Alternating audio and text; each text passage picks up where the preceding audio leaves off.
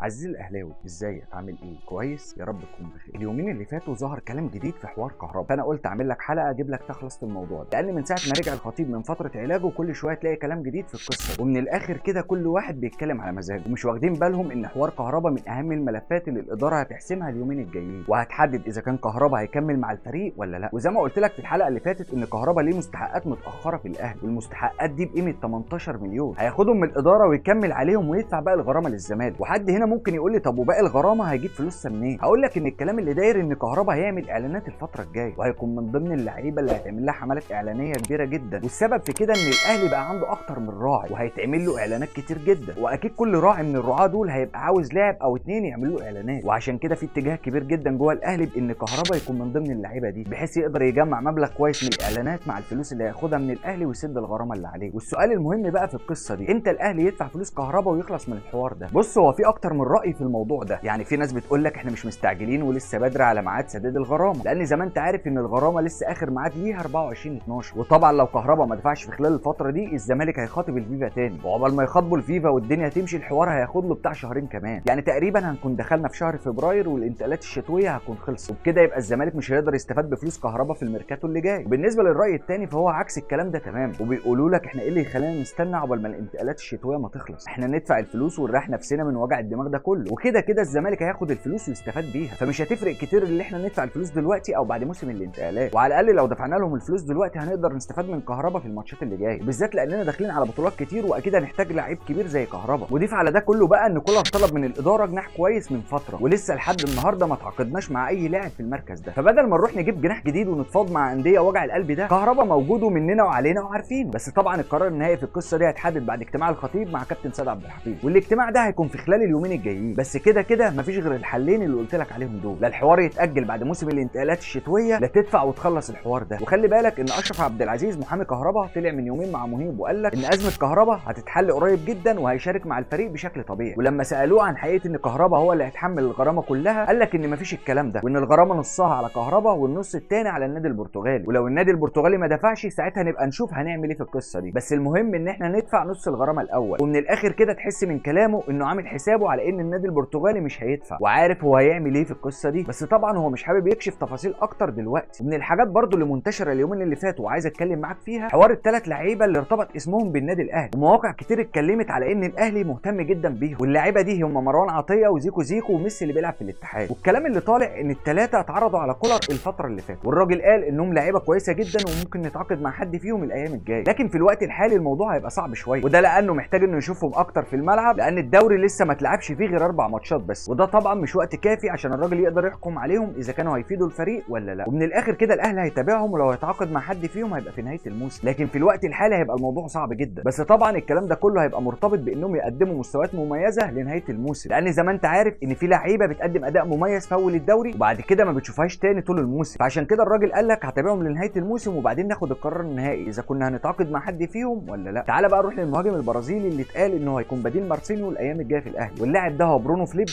اللي بيلعب في الدوري القبرصي. وبرونو بيلعب في مركز الجناح الشمال واليمين وعنده 28 سنه، وقيمته التسويقيه 800,000 دولار، يعني تقريبا نفس سعر مارسينيو بالظبط. لكن لما تبص على ارقامه هتلاقيها ضعيفه شويه بالنسبه لمارسينيو. يعني تخيل لما اقول لك ان الراجل لعب الموسم ده 11 ماتش مع الفريق القبرصي، قدر يسجل فيهم 5 اهداف ويصنع هدفين، هتعرف ان دي ارقام ضعيفه جدا بالنسبه لارقام مارسينيو. بس للامانه لو اتفرجت على فيديوهات ليه هتلاقي انه لاعب مهاري ومميز، ولكن الارقام ظلمه بشكل كبير جدا. واكبر ميزه في الراجل انه بيلعب لعب جماعي ومش اناني قدام المرمى، وممكن تستفاد بيه بشكل كبير في الجانب الهجومي. المهم ان الراجل اتعرض على الاهلي اليومين اللي فاتوا، بس طبعا لسه ما فيش حاجه بشكل رسمي، وطبعا هيتعرض على كولر وهو اللي هيقول الراي الاخير فيه اذا كان يجي الاهلي ولا لا. عموما كل التوفيق للنادي الاهلي في اللي جاي، وبكده اكون وصلت لنهايه حلقتنا النهارده. ما تنساش اللايك والشير واشوفكم على خير.